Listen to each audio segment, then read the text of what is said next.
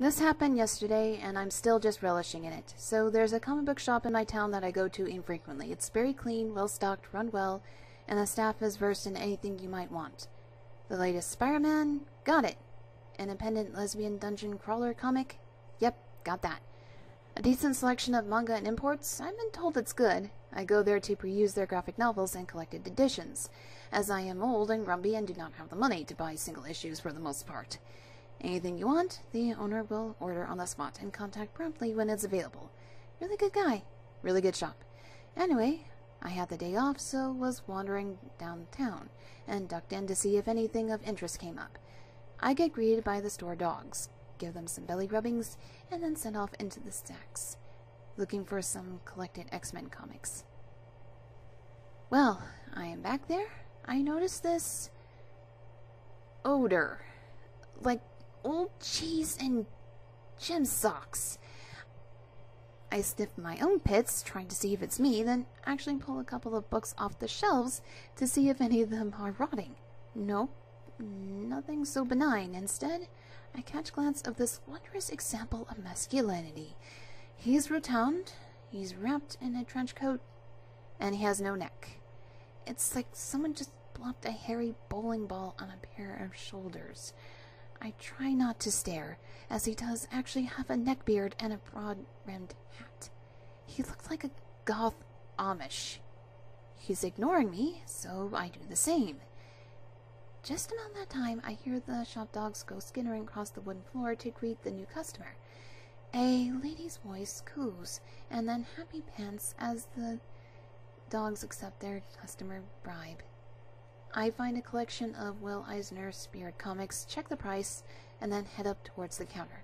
I glance over to the young lady who's playing with the dogs, and I gotta admit, she's cute. Short blonde, wearing striped leggings, and a denim jacket covered in pins. She looks up at me. I give her a casual wave and go about my business.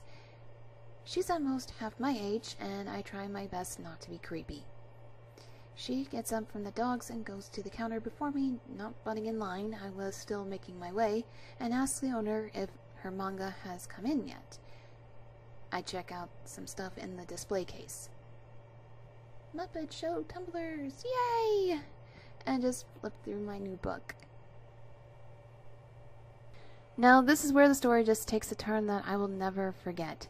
The owner pulls out the hold box and places 2 books on the counter. Before I know it, I nearly got bowled over by Amish Beard, who's come lumbering up the stacks like he's heard the siren call of his people. Ah, milady, I see you love manga too. He stands far too close to this poor woman, and I'm trying not to gawk. I've read the stories here a lot, been amused by them, but not once in my life have I ever actually heard someone called milady outside of a rent fair. Yeah, I like Vampire Gambler. I think that's what she said, and apparently there's an ongoing series called Vampire Gambler. I had to look this up when I got home, and Amish Beard just snorts defensively. Oh, that's okay, I suppose, but a lady of your caliber shouldn't read anything so violent. Might I suggest guide you back to the stack so I might show you wondrous treasures such you've never seen before? He's leering at this young woman, and the owner and I share a glance of, "Are you fucking kidding me?" The woman looks very uncomfortable and shakes her head. "No, I'll just pay for these and..." Amish Beard lays his hand on the books and actually takes them from the counter. "For shame! I promise you, don't waste your money on these. Come, I'll show you something that you'll absolutely..." He's reaching for the lady's retracting arm, and when the store is cut through like lightning. "Quit it!" Amish Beard looks up, startled as the owner growls at him. "Leave her alone. You're bothering her."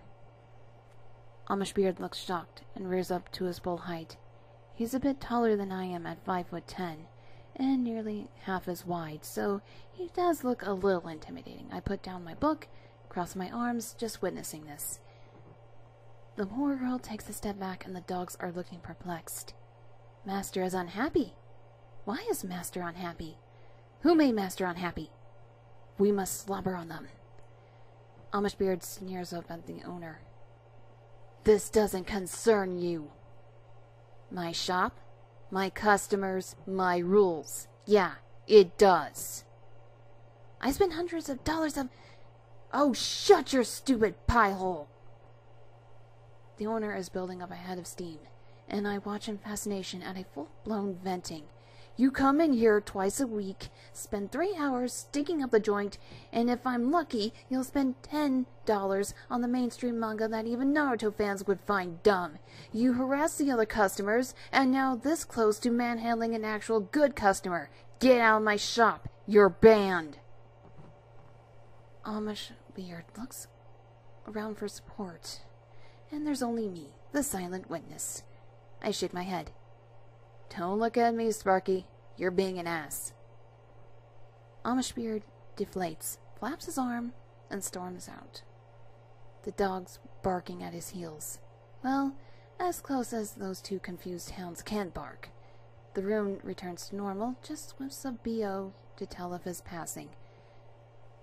Nothing else to tell, really. Lady got a discount. I bought my comic and went for a delicious sandwich.